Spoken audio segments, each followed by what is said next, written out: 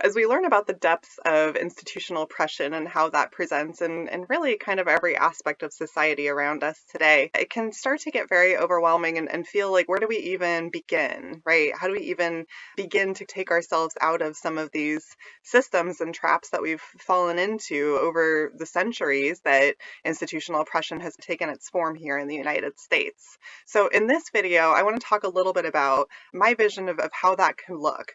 I want to ask you to do some envisioning with me, to come along this journey of thinking about what's next and where do we go from here. If we're envisioning a new world that is freer from institutional oppression than the one that we're currently experiencing, what are some of the things that we need to leave behind? And what are some of the things that we need to lean further into? I came up with a few key concepts that stood out to me when I thought and reflected on this question. By no means is this comprehensive. These are the pieces that first came into my brain. One of the things that I really see us leaving behind and that I see us needing to leave behind as we envision a new world that is freer from oppression is the biomedical model. And specifically when we talk about how the biomedical model has shaped our perception of difference or what it means to be normal. So this is actually an image that I used from another presentation that I did for a class that maps how some of these pieces interconnect, and specifically maps how many aspects, perhaps all aspects of the roots of the biomedical model have really taken shape as a result of colonization. Books like The Body and Society, there's plenty of other books that do this as well. The Body and Society is just one option, but it talks about some of the physiological impacts of colonization and how colonization wasn't just about obviously like taking land and creating systems of power. Colonization was also about sort of indoctrinating all of us and teaching us new ways of being, teaching us civilized ways of being.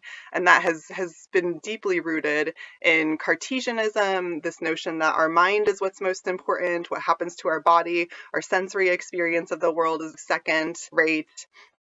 There's lots of aspects of the way that we perceive emotion, the way that we perceive mental health, the way that we perceive and decide what's important and what's not important for humans. A lot of this is rooted in colonization. A lot of this is rooted in ways that we've been taught to prioritize being civil, being obedient, being restrained above being actually human. To be human is not necessarily always to be restrained. We have emotions as part of our human experience. So certain aspects of these ongoing processes of colonization have really led to, again, certain aspects of this biomedical model that have presented some of the issues that we see where difference and abnormality is viewed as something that needs to be fixed. It's viewed as something that's bad. There's this overemphasis on certain aspects of science that again are prioritizing the more rational, logical part of our brain and not so much our sensory experience or what it actually means to be human. So this is changing as a result of a lot of efforts, the field of neuroscience, the growing emphasis on holistic healing, but we still have quite a long way to go. My perception is that we're moving in more towards a direction of a social model of difference and abnormality, or we might call this an affirmation model of difference or abnormality as well. And one of the best ways that I can parallel this is to think about how our social understanding, the paradigm through which we view disability, has changed as a society over the past several years. Again, this is still something that we're kind of coming out of as well, but if we think about the differences between a medical model of disability, for example, and a social model of disability, this is a great example of how we can kind of shift our paradigm, shift the way that we're perceiving a certain experience in the world, and therefore end up creating a whole new society that treats that experience very differently, rather than a mentality that says there's something wrong with having a disability. The person with the disability is the problem. The person with the disability needs to take responsibility for fixing themselves and fitting into society. We can instead shift our lens to society. How have we created a society that works for some people and doesn't work for others? How do we look at society and adjust that and focus on that as the problem rather than individual human beings as the problem? Because none of us were ever meant to be the same. So my question would be, think about, what does a social or an affirmation model of trauma look like? Again, we've covered a long ground with disability. We're still working on that. I feel like they're very deeply interconnected. But if we think about this lens applied to trauma, our perception of trauma. What does that look like? One of the best examples that I can think of is the work that Dr. Nadine Burke-Harris is doing with raising awareness about the impact of our childhood adverse experiences and how this trickles out into health complications later on in life. A social model of trauma understands that symptoms like ADHD, mental health, physical health symptoms are most often, if not always, rooted in something much deeper. And when we're looking at individuals as though the ADHD symptoms are the problem, or they're the problem because they're experiencing mental health challenges or physical health challenges, we're stuck in that biomedical model of blaming the individual, and we're not taking a look at a much broader society that, wow, has a widespread issue with untreated childhood trauma. And if we can adjust society and change society to account for that, to take into account the fact that most of us, / all of us, go through life experiencing some level of trauma in childhood, then we end up in a very different society. We end up in a very different understanding of what mental illness is, of what it means to have trauma symptoms, where we're no longer treating the individual as though they're somehow single-handedly responsible for their situation. We're instead seeing how society has contributed, and we're taking into account society as we're thinking of what do we do to solve this issue. Similar question with identity. What would it look like to live in a world where our different identities were viewed from a social or affirmation model instead of a biomedical model that tells us to fix it, to change it, to create sameness, etc.? One example of this comes from Patricia Hill Collins' article, Toward a New Vision, Race, Class, and Gender as Categories of Analysis and Connection. This will be familiar for you. She talks about recognizing race, class, and gender as categories of analysis as opposed to individual identities that are somehow fixed or the same. As we've been learning, all of these aspects of identity are socially constructed. So when we are placed into these categories, we have society placing expectations upon us based on what society has socialized us to believe these categories mean.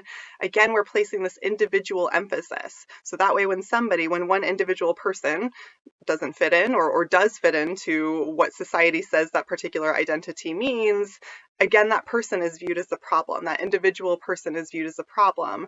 Whereas if we're asking bigger questions, so in this next section, she asks questions like, how are relationships of domination and subordination structured and maintained in the American political economy? How do race, class, and gender function as parallel and interlocking systems that shape this basic relationship of domination and subordination? When we get beyond the individual identities and start asking bigger questions about how does the experience of having this identity ripple out into society? How does society treat people differently as a result of these identities? It shifts our frame from an individualized issue to a social issue. I included this image of her book up here as well, just in case some folks are interested in continuing to look into her. She is an African-American woman and scholar and very well known and speaking on these issues. So a good example of how I see this happening quite a bit is the way that we talk about health outcomes, right? The way we talk about health outcomes, the way we talk about arrest outcomes, the way we talk about incarceration statistics, the way we talk about statistics in general, very often place, for example, people of color in a situation where it looks like those individual people of color are making choices or doing things or engaging in behaviors that are somehow creating disproportionate outcomes, somehow creating outcomes where people of color are more likely to be incarcerated, more likely to struggle with health issues. A social or an affirmation model of identity looks at the system instead, looks at how has the system been created when we know that race is socially constructed, when we know that there is no biological difference based on skin color, that the differences between people within a certain race are just about the same, if not more, than the differences between different races themselves.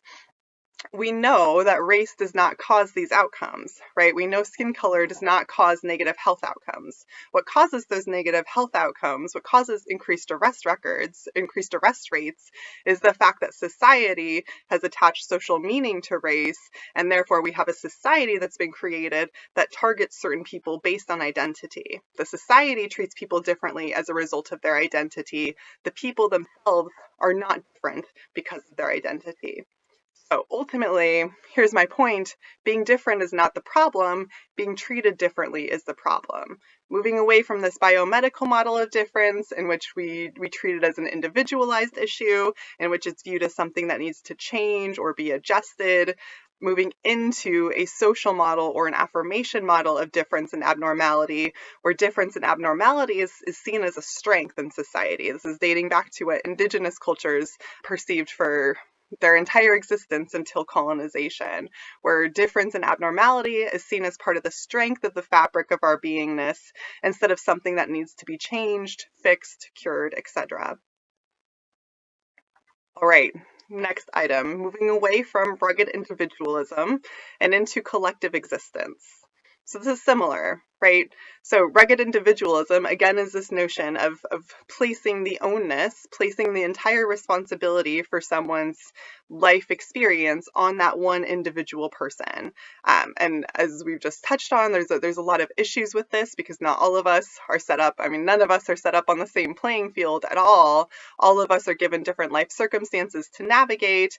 Asking all of us to be single-handedly responsible for our outcomes is again not reflective of the broader society that we're in, also not reflective of what it means to be human itself.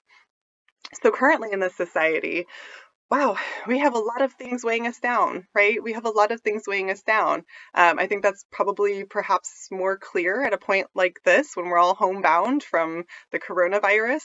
Maybe it's more clear now than it has been before for a lot of folks. The amount of pressures that we experience on a daily basis from our job, from our family responsibilities, from having to make a living, from having to secure groceries, from having to deal with all of these systems, banks, loans, debt. Money in particular really creates a lot of challenges in our ability to just live and exist. Of course, rugged individualism is in part inherent to capitalism, also in part inherent within the original vision of the American dream, where our calling card really was come to this country, you can do anything you can. If you work hard enough, you will be able to buy this house, you will be able to have this happy life. Very individualistic. If you are in a bad position and you come to this country and you work hard, then you can earn your way out. What happens to our neighbors, right? What happens to the society around us? What happens to the people who aren't able to do that? I guess they get left behind. I mean, that's the situation that we're living in right now, right? Where we have increasingly massive differences between the wealth at the top and the wealth at the bottom. Rugged individualism teaches us as though, like if we look at this image here with this key to success, it teaches us as though if we keep climbing these hurdles, if we try hard enough, if we just make it up one more step, then maybe that's where the key to happiness will be, and we'll achieve it, and we'll be done, and we'll be able to live on this mountain and just be happy. Does that ever happen? Like the American dream is a little bit never ending, right? Like rugged individualism is kind of cradle to grave. So it's an exhausting process that I mean, if we look at mental and physical health issues in the United States, which we have in previous weeks, I think that explains a lot of this go go go culture that we have here in this country that teaches us to continue striving, teaches us to continue pushing for this unknown endpoint that I don't know that it ever comes, you know? There's always something more to strive to.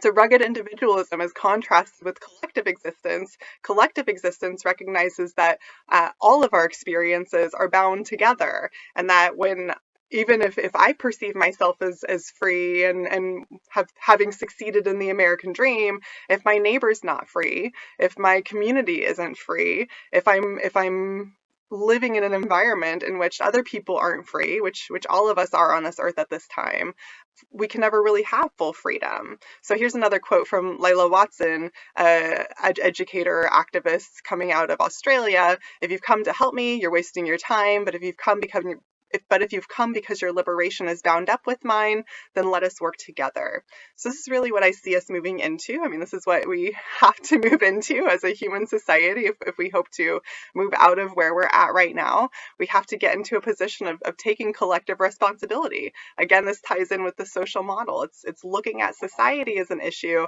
and thinking, how do we create a society that works rather than each of us having to be these individual people within society just trying to hang on to survive. One thing I want to highlight with this is the use of cooperatives. So in Nebraska, there's a whole lot of different cooperative organizations, mostly like food businesses and those types of things where people are sharing some of the responsibility for their business. They're not just doing it alone, rugged individualism. There's a shared ownership. There's a sense of shared ownership. We're seeing this with things like community gardens. And food, I think, is a really powerful example to look at ways that collective existence is popping up in society around us.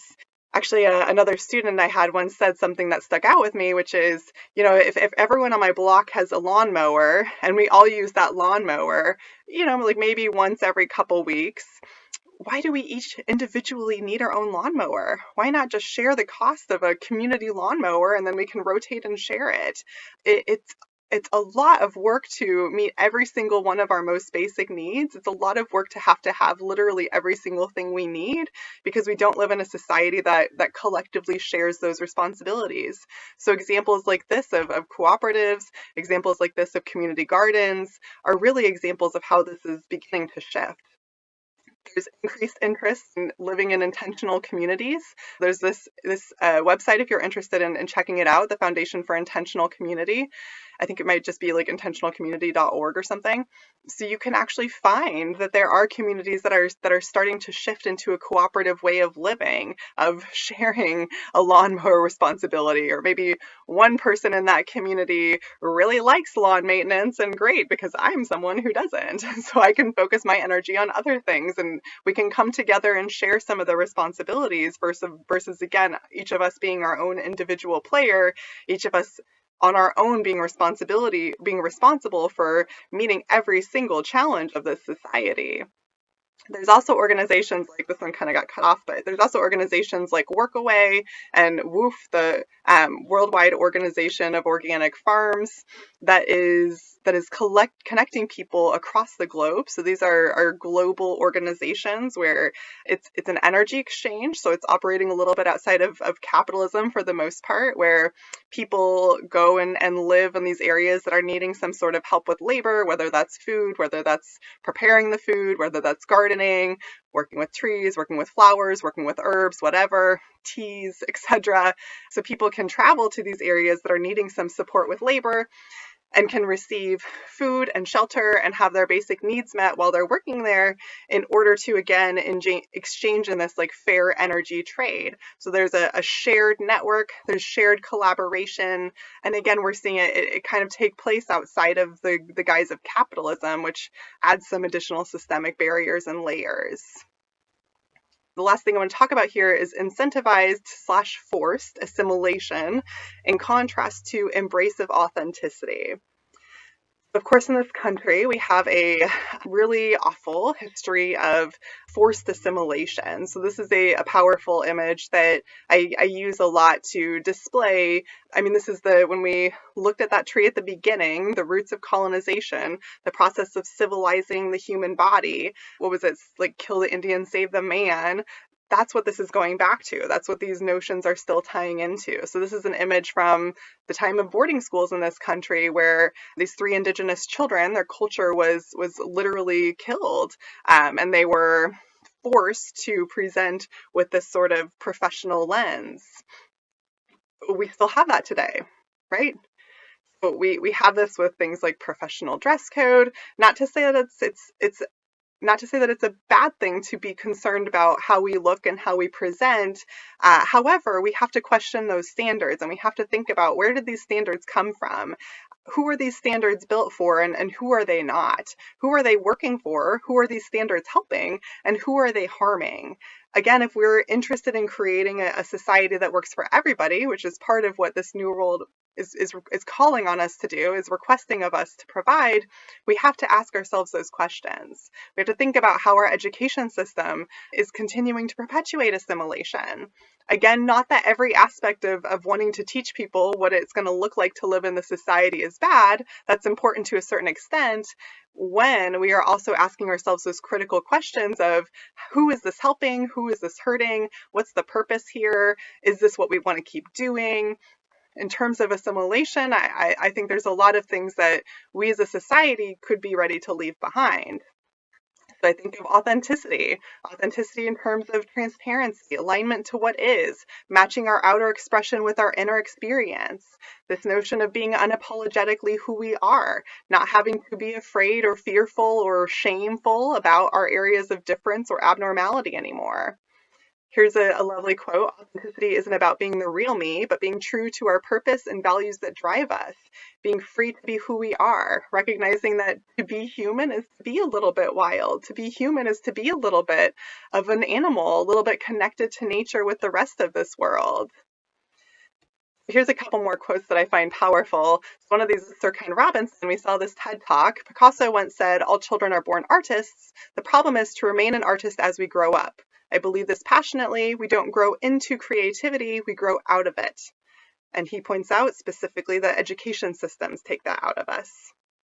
So here's another quote from Albert Einstein about the importance of creativity. Creativity can only exist in authenticity. Creativity does not exist in forced assimilation. And this quote is like a little bit skewed. You can find some different versions of this. Essentially, imagination is more important than knowledge, for knowledge is limited to all we know now and understand, while imagination embraces the entire world and all there will ever be to know and understand. Forced assimilation puts us in boxes. Embracing authenticity takes us out of those boxes, and again, it's all kind of tying into this shifting the paradigm, shifting our understanding of what it means to be human, shifting our expectations of ourselves, and shifting our expectations of the world around us. So as we continue to envision how does this play out, one thing that I think can be helpful is to place this in the context of some frameworks of human development. So this is actually very similar to Maslow's hierarchy of need. You recognize a similar layout in terms of the levels. Here's a link if you want to see like the full handout. This is actually something that I came up with and put it into a ladder framework as opposed to the traditional Maslow's hierarchy, because this kind of demonstrates that this is a process of evolution. With Maslow's hierarchy, we have to fill in one level in order to get to the next. With a ladder, it's the same sort of thing. We have to move through one level in order to climb up to the next level. And I want to make a couple points about this first, and then I'll have some broader questions for you to think about for yourself, your own personal evolution in this lifetime, and then thinking about your family system, thinking about society in general. So when we apply Maslow's hierarchy to this sort of framework, the most baseline, the most basic thing that we all have to do first, this is true for Maslow's, this is true from other theories of human development as well, we need that baseline sense of safety and self-worth, this basic physiological regulation, getting ourselves to a point where we're stable enough, where we're calm enough, where we're not in that chronic fight, flight, freeze function that is a result of trauma and also a result of chronic stress and overwhelm. That's what has to come first as a society. We have to get to this baseline sense of safety and self-worth. We have to get to self-regulation where we're physiologically calm and stable.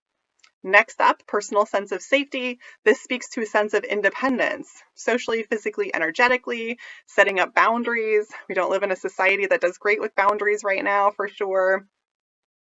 Further up the ladder, healthy, loving relationships. This is where we attain our sense of belonging, our ability to express and receive love and affection, etc. Self-esteem is after that. Authenticity, this is where that comes into play, finding our authenticity, finding who we truly are. A lot of us get stuck further down in this ladder. It can be really hard in this society to step into a place of being out and proud in terms of who we are, in terms of our authenticity, in terms of our creative self-expression. There's a lot of ways society stifles us there. And then, of course, self-actualization at the top, essentially speaking to our sense of purpose within the world around us, personal fulfillment, connection to humanity, etc. Spiritual awakening, the self-actualization through spiritual awakening. You can find a lot of people who talk about this in a lot of different ways. I wanted to bring up the holistic psychologist, who's somebody I follow on Instagram. So she is a psychologist. She's gone through her own personal healing experience, and now she uses that experience, plus her professional education and work as a psychologist, to publicly share information about the healing process. And she's one example of many who talks about spiritual awakening, not in a kind of more, again, spiritual lens sort of way, but more in a physiological, human-based way. She talks about spiritual awakening as the process of coming to terms with who we really are, discovering the ways that trauma has continued to stay with us, the ways that trauma is influencing and impacting our vision of the world, our view of the world around us. So she speaks of spiritual awakening in this sort of context. So I just wanted to put that out there to encourage all of you to think about it in this way as well. Spiritual awakening can mean a lot of different things to a lot of different people. For some people, that is a very what we would maybe surface level say is spirituality. For some people, that is like a more religious kind of version of the experience. And for some people, it's just a simple understanding of, oh, this is who I am. This is why I've been seeing these patterns show up again and again. Here's how my ego has been hurt and wounded and is acting out in these ways. Here's why I'm needing to kind of cocoon right now and figure out what is who I really am and what is the meaning of this experience that I'm having. So spiritual awakening can look a lot of different ways. So just wanted to shout out holistic psychologists there. All right, so as we're thinking of how does this come into play in this new world conversation we're having, I would first start with the question, how have you seen yourself level up or evolve? So if you think about yourself over the past several years, where do you think you are now in terms of this ladder? Not that we can't be in multiple places at once. It's not as though it's not like a video game, right? Where we're like suddenly done with one level and we never have to go there again and we get to move on all the way up, whatever. We're often like kind of interconnected and moving through multiple ones at the same time, and we're fluctuating up and down. But in general, where do you think you find yourself right now? What seems to be your primary focus right now? Are you still kind of trying to work on that physiological regulation, which let me tell you, there's no shame or anything to feel badly about in that. We live in a society that doesn't teach us those things. We have to teach ourselves, and that's a lot of work and really difficult to do. So are you still in that sort of area? Do you see yourself moving up into more of the authenticity, self-expression pieces? Think of where you're at right now, and then think of where you were at a few years ago, 5 years ago, 10 years ago even.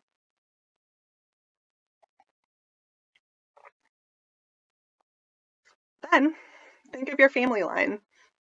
Think of where would you put your family in terms of this ladder. So I think of my family, for example, had a very loving, wonderful family experience for the most part. I was raised by parents who weren't necessarily so in touch with their emotional experience, though. They didn't know how to teach me some of those aspects. The healthy, loving relationships with other people, for example. Some of the boundary piece that comes with personal sense of safety, even. My parents weren't taught those things.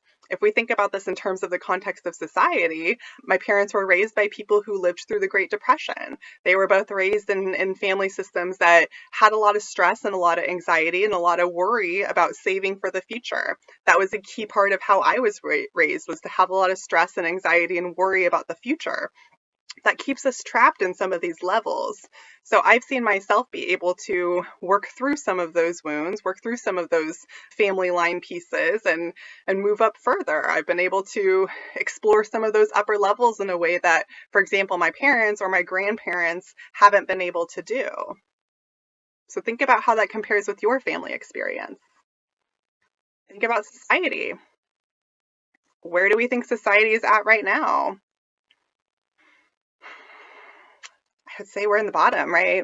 As a society, especially here in the United States, we don't yet live in an environment where everybody's physiological needs are met. We don't yet live in an environment where all of our basic needs are met. I mean, physiological needs include food, include shelter, include the very basics of what it means to be a human. So our society is still pretty far down there. When I add in, though, and I think about things over these past 5 years even, the Me Too movement, the Black Lives Matter movement, some of these mass conversations, I mean, the shift from the medical model to the social model of disability, we've seen some signs that we are slowly moving out of physiological regulation, although we still have work there to be done, and moving into the sense of safety, where people are allowed to be safe as who they are.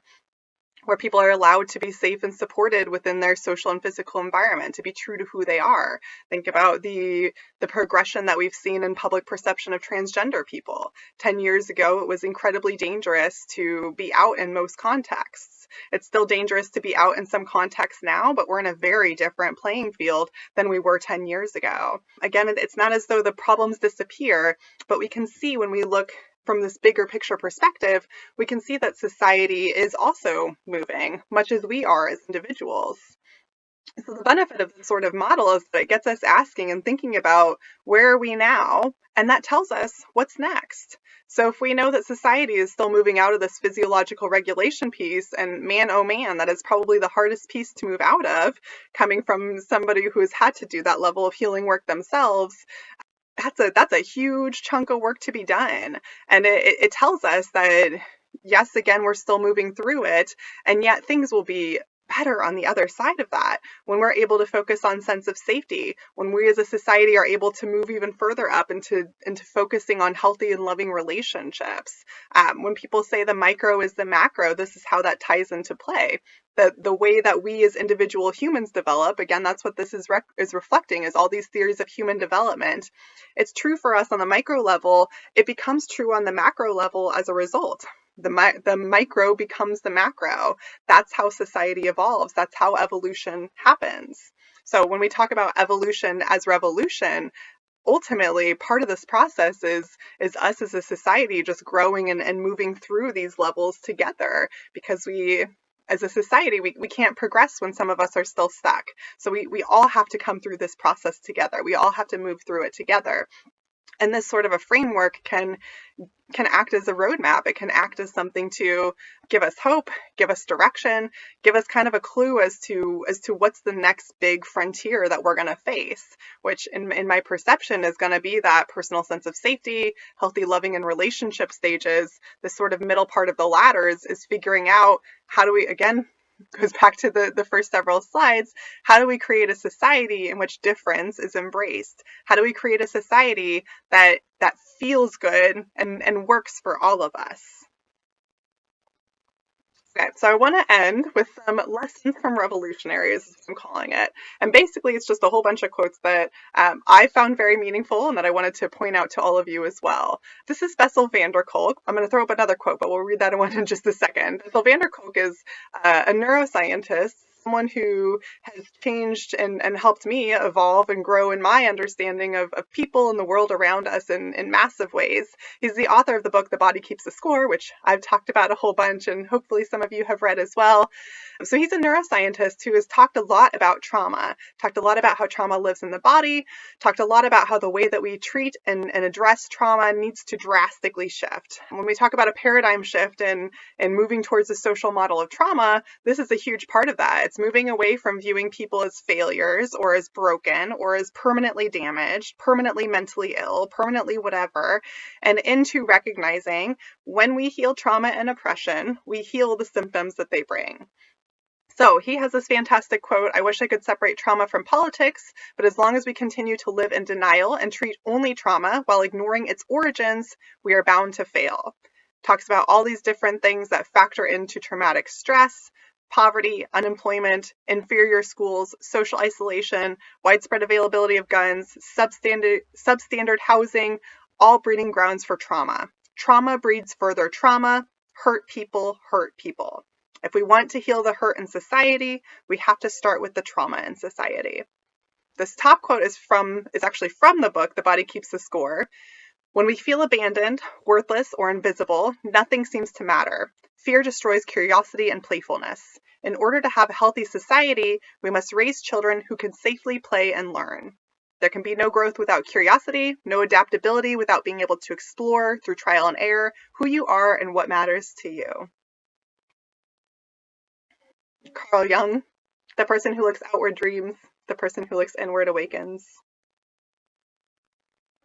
Grace Lee Boggs, she's one of my favorites. If you haven't seen this documentary, American Revolutionary, on Netflix, I strongly recommend it. I think it's still on Netflix. We might have it at UNO's library if not. Fantastic film. She just recently passed away, but she is a Chinese American activist and advocate. She actually played a huge role in the civil rights movement. That's what the documentary is mostly about, American Revolutionary. So she played a huge role in the civil rights movement, was a pretty active member of the Black Panthers, and just was a behind the scenes activist for a very long time. So she has a lot of fantastic quotes, including this one that's been said by other people as well, but that we are the leaders we've been looking for. That's her younger self there. One of her quotes was, "To make a revolution, people must not only struggle against existing institutions, they must make a philosophical, spiritual leap and become more human beings. In order to change and transform the world, they must change and transform themselves. The micro becomes the macro." A couple quotes from Albert Einstein here. Similarly echoed in the words of Audre Lorde. I'm going to read this one. "Those of us who stand outside of the circle of this society's definition of acceptable women, those of us who have been forged in the crucibles of difference, those of us who are poor, who are lesbians, who are Black, who are older, know that survival is not an academic skill. It is learning how to stand alone, unpopular and sometimes reviled, and how to make common cause with those others identified as outside the structures in order to define and seek a world in which we can all flourish. It is learning how to take our differences and make them strengths. For the master's tools will never dismantle the master's house.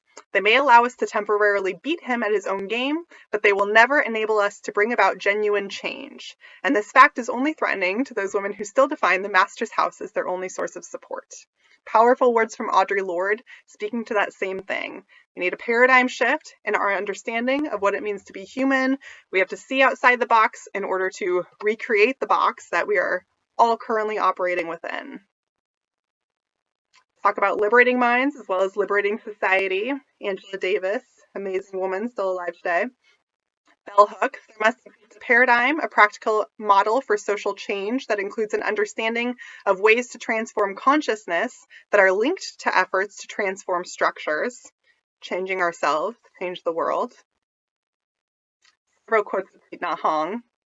"When we see the nature of interbeing, barriers between ourselves and others are dissolved, peace, love, and understanding are possible. Peace in oneself, peace in the world, micro becomes the macro." Lots of similar sentiments. Then to end with Grace Lee Boggs' quote, she lived to be exactly 100. "Revolution is evolution towards something much grander." And again, her words here, change ourselves to change the world. All right, leaving with you with that this week. Hopefully this feels inspirational. Micro becomes the macro. We are all part of this change process. We are all in this together.